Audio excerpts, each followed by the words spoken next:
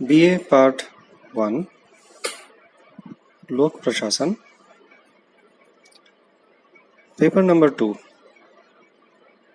भारतीय प्रशासन। अपनी चर्चाओं में हम भारतीय लोक प्रशासन की प्रमुख विशेषताओं को समझ रहे हैं। हमने अपनी पिछली चर्चा में समझा कि भारतीय प्रशासनिक व्यवस्था की महत्वपूर्ण विशेषता, जैसे कि भारत का जो प्रशासनिक व्यवस्था है वह एक क्रमिक विकास का परिणाम है। हम इसे विकसित प्रशासन कह सकते हैं क्योंकि ये कई काल और दशाओं से गुजर के आया है। प्राचीन काल, मौर्य काल, मुगल काल और ब्रिटिश काल, इन सब का प्रभाव, इन सब के थ्रू होकर के इसका डेवलपमेंट हुआ है, इसका विकास हुआ है। तो आज जो हम प्रशासन का स्वरूप देखते हैं, जो उसकी क्रियाएं और दशाएं देखते हैं, वो एक लंबे विकास के प्रोसेस का नतीजा है। दूसरा, हमने ये चर्चा करी थी कि भारत का जो लोक प्रशासन है वो गतिशील और परिवर्तनशील प्रशासन है, डायनेमिक प्रशासन है।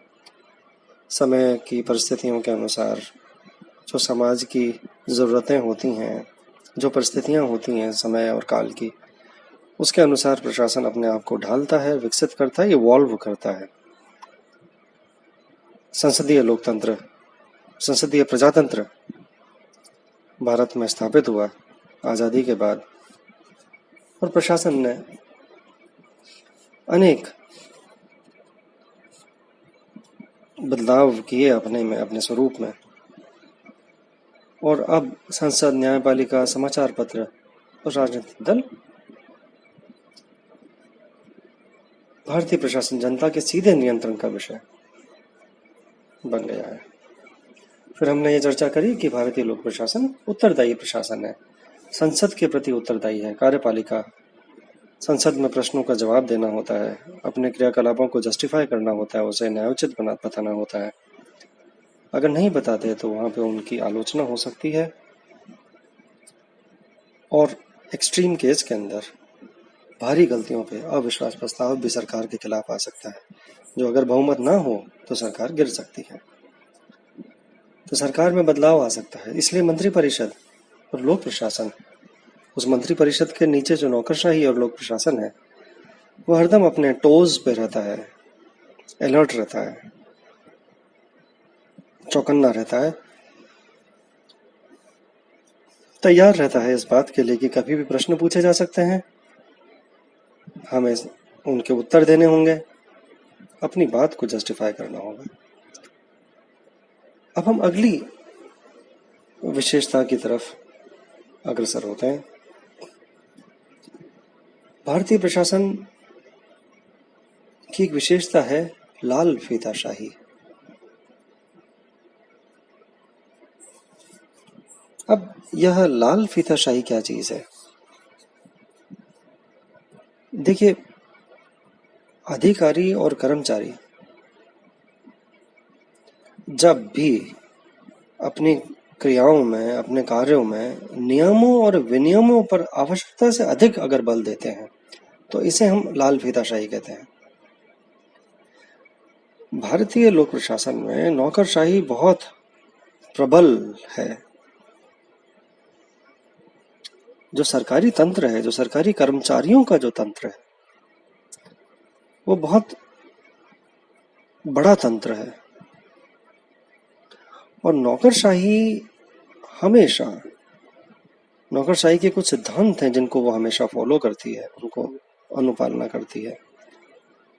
और उनमें एक बहुत बड़ा सिद्धांत होता है नियमों का पालन होना, लिखित में सारे कार्य होना,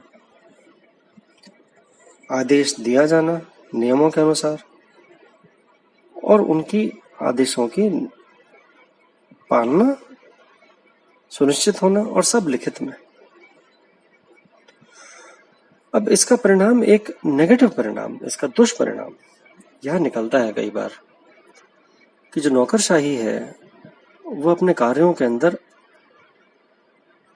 कई बार ओवर सेंसिटिव या ओवर कॉशस हो जाती है, अति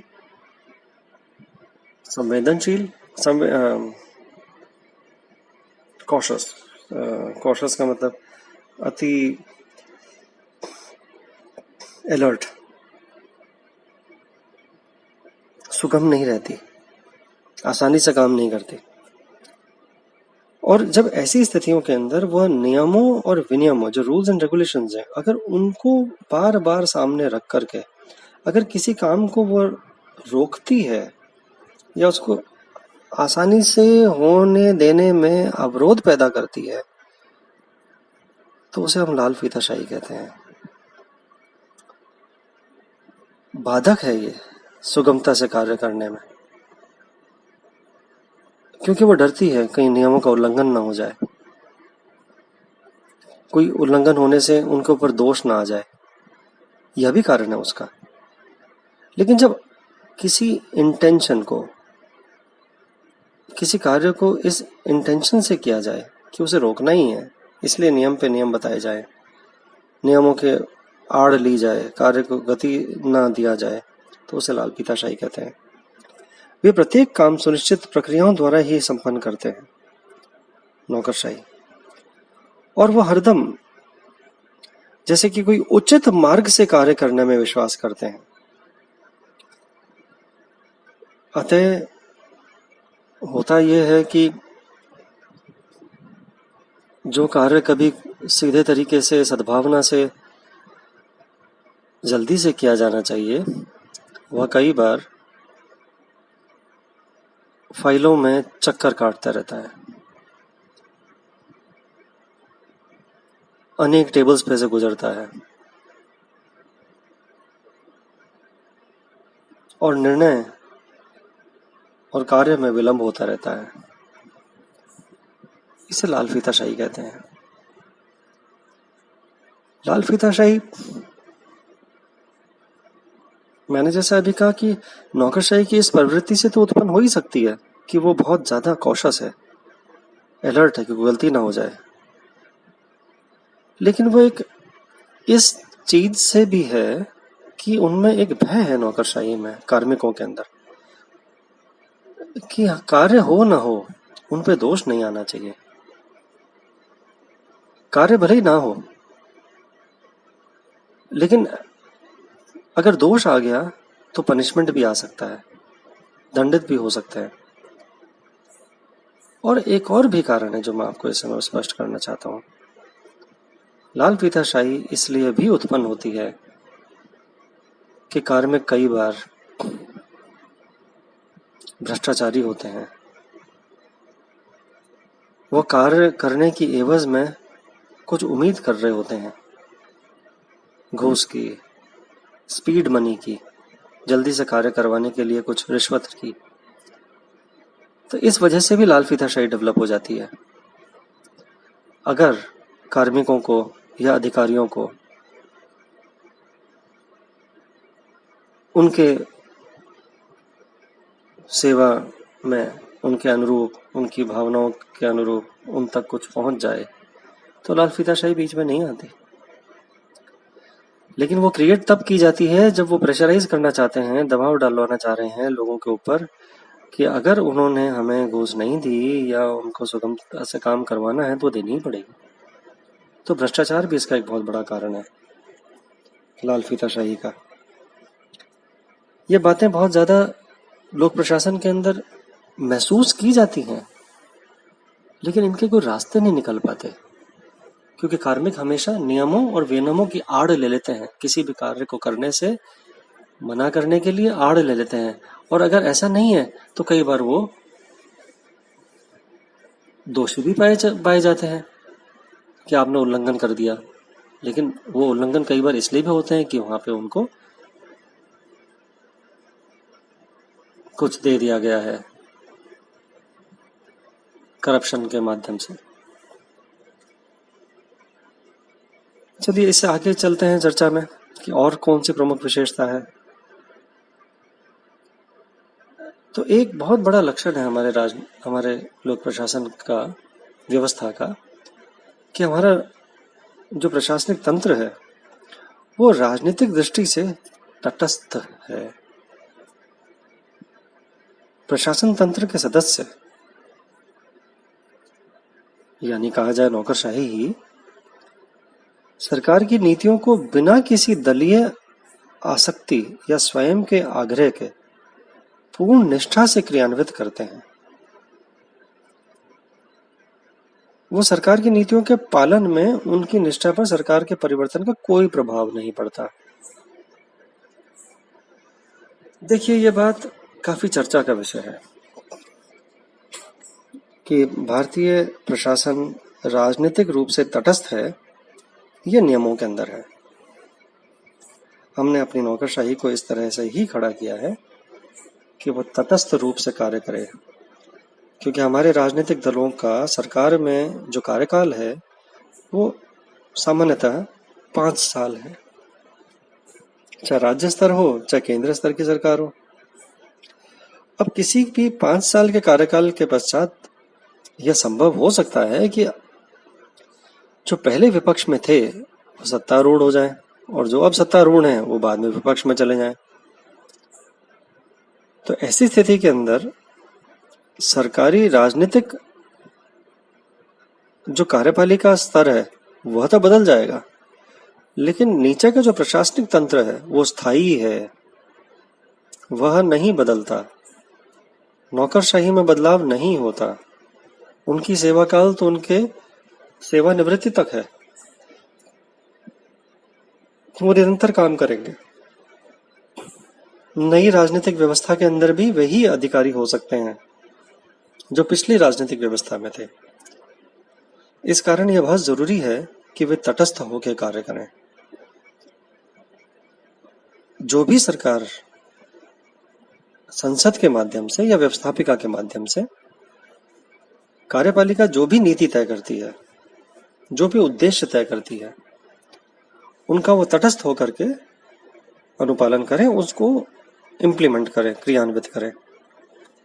भले ही वो मन में खुद अंदर उनकी ओपिनियन में वो कुछ और समझते हों सही, लेकिन जब व्यवस्थापिका के ने, संसद ने या कार्यपालिका ने कोई निर्णय ले लिया है, तो नौकरशाही और लोक प्रशासन के जो कर्मचारी हैं, कार्मिक हैं, वे सभी उसी नीति को पूरी निष्ठा से क्रियान्वित करेंगे जिस निष्ठा से कोई और नीति बनाई गई होती। तो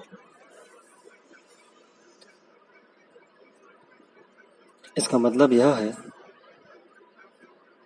कि कार्यपालिका राजनीतिक रूप से न्यूट्रल है, तटस्थ है। वह अपने मनोभाव को अंदर ही रखती है, एक्सप्रेस नहीं करती। इसका यह फायदा है कि सरकारें चाहे बदलें, नौकरशाही पूर्ण निष्ठा से कार्य करती रहेगी और उसमें एक निरंतरता रहेगी। कई लेखकों का यह मानना है कि यह आदर्श रूप है। वास्तविकता के अंदर ऐसा होना संभव कठिन है, क्योंकि जो व्यक्ति काम कर रहे हैं वे सब मानव हैं। उनकी कुछ प्रवृत्तियां और उनके कुछ ओपिनियंस हो सकती हैं। तो इसी कारण हम ये देखते हैं कई बार कि नौकरशाही के उच्च पदों पे जो आसीन लोग होते हैं,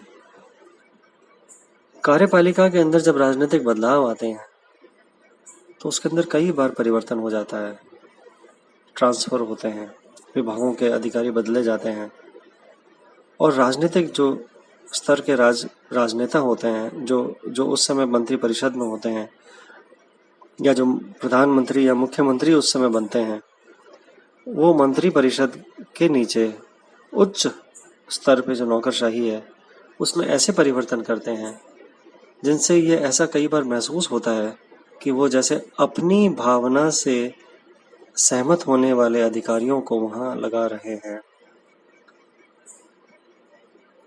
ऐसे उदाहरणों से यह महसूस होता है कि भारत के अंदर लोक प्रशासन में आदर्श रूप में तटस्थता का सिद्धांत है, लेकिन कई बार वास्तविकता के अंदर यह महसूस किया गया है कि यह सिद्धांत कुछ जगहों पर कमजोर भी हो जाता है। इस विषय को हम कार्मिक प्रशासन के अंदर दोबारा वापस से चर्चा करेंगे। अगली चर्चा का विषय यहाँ की जो प्रमुख विशेषता है भारतीय प्रशासन की, उनमें एक यह भी विशेषता बड़ी है कि लोक प्रशासन का आकार बहुत व्यापक है, बहुत विशाल आकार है लोक प्रशासन का।